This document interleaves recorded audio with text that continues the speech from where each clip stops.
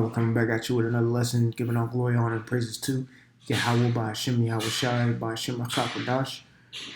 Double honors to the apostles and elders, great millstone to rule and teach well. Peace, love, salutation to the elect, 144 first fruit. You clearly see on my screen today, Russia begins attacks on Ukraine. I'm going to go ahead and read this quick script right here and then get into the blunt of things. It says Ezekiel 38:7, be thou prepared and prepare for thyself, thou and all thy company that are assembled unto thee, and be thou a guard unto them. This is speaking about Gog, Magog, okay?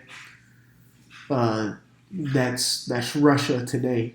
In Hebrew, I think it's Magawag, all right? And that's Russia today. Magog is a geographical area, and that's located, again, in Russia today. So this is saying Russia begins to attacks on Ukraine. Putin's unjustified, quote-unquote, attack will cause catastrophic loss of life, Biden says. Now, here's the thing, too. We got to understand we are living in America, where this is from the Washington Post. So, of course, there's such thing called propaganda. Propaganda. All right. Propaganda is information, especially of a biased or misleading nature. Now, of course, the Washington Post, the CNN, whatever, is going to come out with biased information that is more leaning towards American view than what the real really is. That's why you see people still in America conducting in a whole bunch of folly. It's not like that in a lot of other countries. It's more serious because times are very serious right now, but no one's taking it serious in America. And this is what they're being fed. Yes, I do believe that Russia may be, on the border of Ukraine and maybe have to make a move. But I think they're being forced to make this move by America and the NATO nations. Me speaking as a man, I have to do some more diligent study and news articles from the worldly news and geopolitical things. But there is a push towards Russia from other countries that are making them make these moves. And then Washington Post, CNN comes out with some shit. Yes, some shit like this to make it seem like Russia is just the ultimate bad guy. When in all actuality, the real antagonist is the NATO, EU, and America, okay? Those are the real antagonists. I'm not saying Russia is a protagonist. They're antagonists too, but they're being antagonized and really, provoked to making certain moves, okay?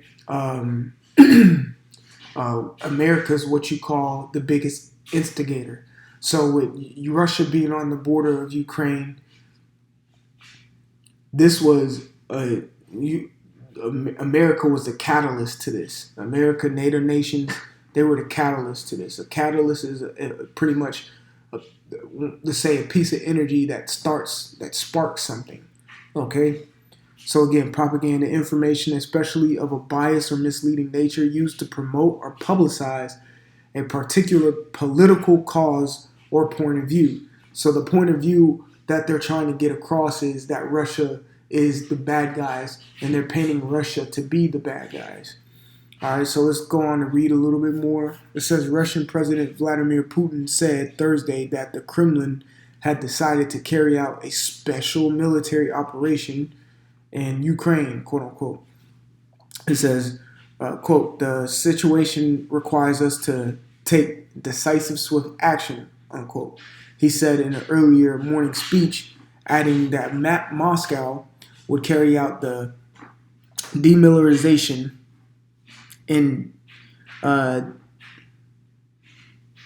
denazification of Ukraine in 8 years of war in the eastern Ukraine, where Kiev, if I'm saying that right, Kiev government forces have been fighting Russian-backed separatists. So pretty much, what it was said is, Putin was going to pull out, which I did see articles last week saying that Russia was going to pull out.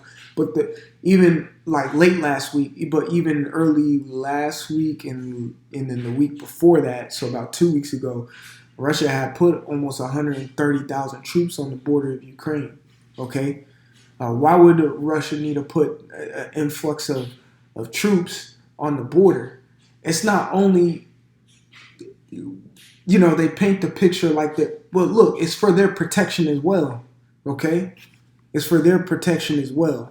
All right, and I'm not siding right here, but this is just what's going down. And just being in a land full of lies. Matter of fact, let me get that that precept.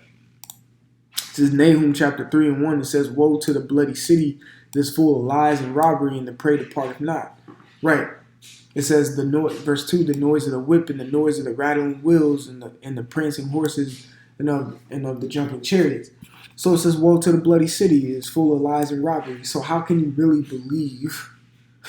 How can you really believe a country that's established itself off of blood and murder of a whole nation, okay, put another whole nation into slavery, okay? How can you really believe the things that they're telling the public when in actuality it really probably is something else, okay? That's why I'm saying I'm not taking sides, but you gotta sometimes see through shit is what I want to say, man. Just to keep it as blunt and narrow as possible, man.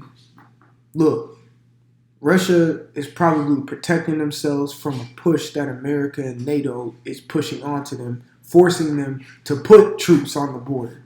Okay, and it makes it seem like they're about to invade or attack Ukraine.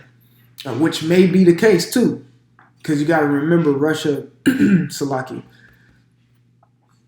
You got to remember Russia and Ukraine have been going at it for some time, okay? And you got to remember Russia is another sect of Edomites, all right, who want to overtake and do what they got to do. You know what I'm saying? So. Putin definitely, I believe, is going to declare some type of war on Russia, and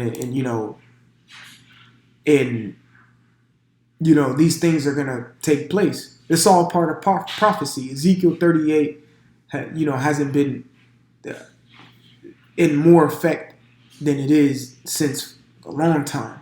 Okay, Ezekiel 38 is taking place, and it's taking place heavy right now. All right, we're coming into some heavy times. Salaki, we're coming into some heavy times, and a lot of things are happening right now. I just wanted to come with this quick update with this Russian-Ukrainian debacle that's going on right now. So Lord willing, this was edifying. We'll give all glory, honor, and praises to Yahweh Ba'Shem Yahweh Shai Ba'Shem Achapadash. Double honors to the apostles and elders, great millstone, the rule and teach well. Peace or salutation to the elect 144 first fruit. Brother Kashkwan, until the next time, Shalom.